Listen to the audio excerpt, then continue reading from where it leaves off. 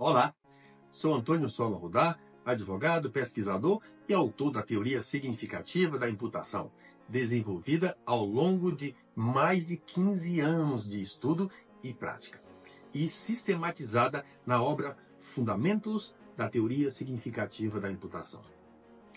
Esta série nasce do desejo de abrir um espaço de reflexão honesta, olhar para os limites da dogmática penal tradicional, entender por que as reformas modernas não foram capazes de superá-los e, finalmente, apresentar a proposta que venho construindo, buscando oferecer ao direito penal um caminho mais justo, mais transparente, mais alinhado com a dignidade humana.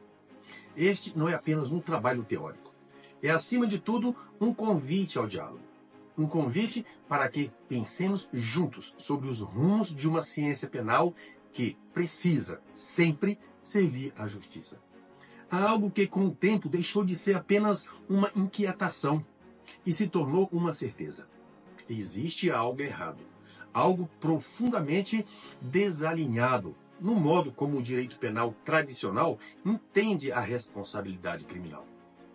Essa percepção não surgiu apenas de leituras ou de debates acadêmicos. Ela veio, sobretudo, do confronto direto com os limites, os vazios, as contradições que aparecem quando se olha com atenção para a prática. No centro desse problema está aquilo que chamo de ontologismo dogmático.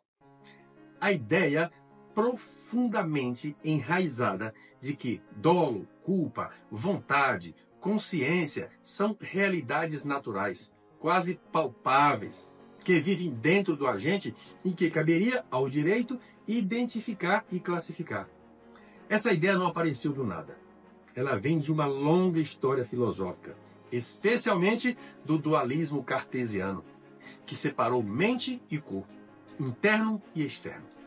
A partir daí, consolidou-se a noção de que entender a ação humana é, essencialmente, acessar os conteúdos internos que moveram o sujeito. O direito penal herdou essa estrutura sem grandes questionamentos. Ao invés de olhar para a ação como prática social, como expressão pública dotada de sentido, ele se concentrou em tentar desvendar vontades, intenções e previsões.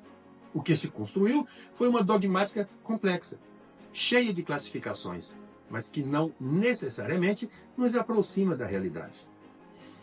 Para lidar com a diversidade das situações, surgiram distinções como dolo direto de primeiro grau, dolo direto de segundo grau e dolo eventual. Cada uma apresentada como se fosse um reflexo natural do mundo interno do agente. Algo a ser descoberto para que a imputação fosse possível.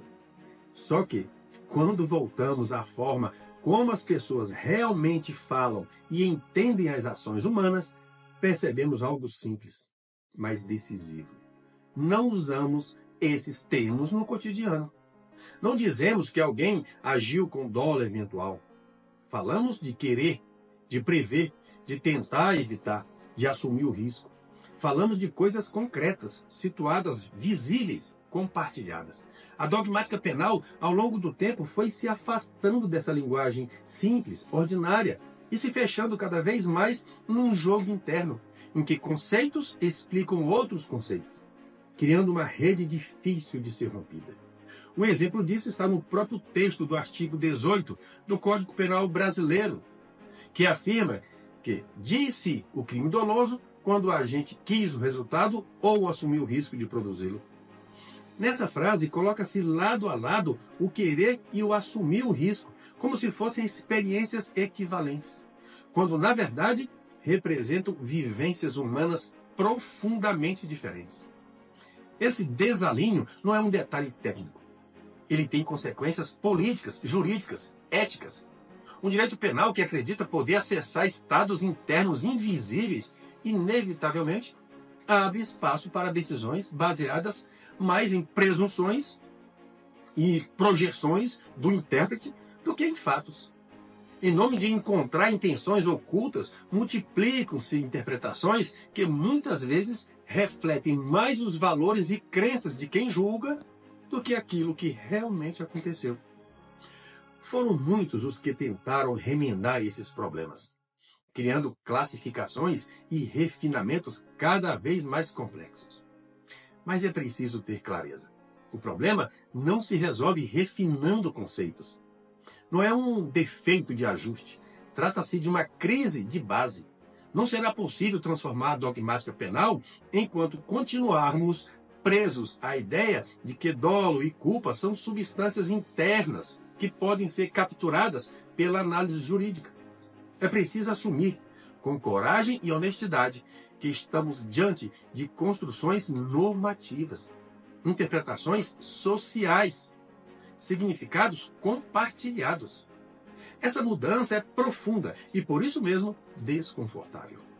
Ela obriga a dogmática penal a sair do jogo fechado das classificações e a reconhecer que sua função não é descobrir verdades interiores, mas construir formas públicas de atribuição de responsabilidade que façam sentido não apenas para especialistas, mas para toda a comunidade jurídica e social.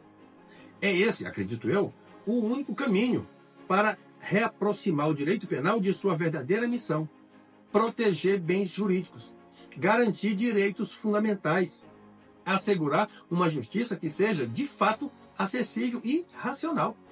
Para quem deseja se aprofundar nos fundamentos completos dessa proposta, recomendo especialmente minha obra publicada na Espanha, Fundamentos de la Teoria Significativa de la Imputación.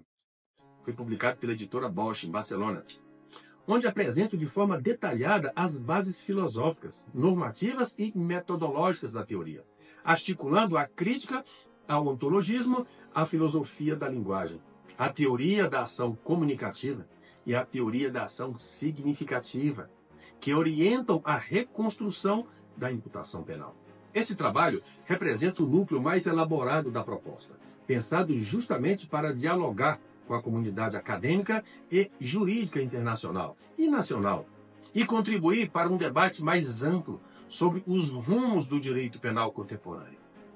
No próximo episódio, vamos explorar por que as teorias modernas, mesmo as mais ambiciosas, falharam em superar essas ficções.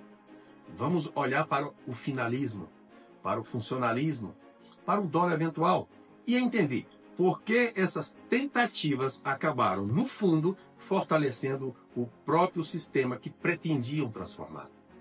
Para que seja possível um verdadeiro giro no modo como pensamos a imputação penal, é preciso primeiro entender por que os caminhos anteriores não foram suficientes. Se gostou desse conteúdo, inscreva-se no canal, curta e compartilhe esse vídeo. E lembre-se, imprudência consciente não é acidente, é crime.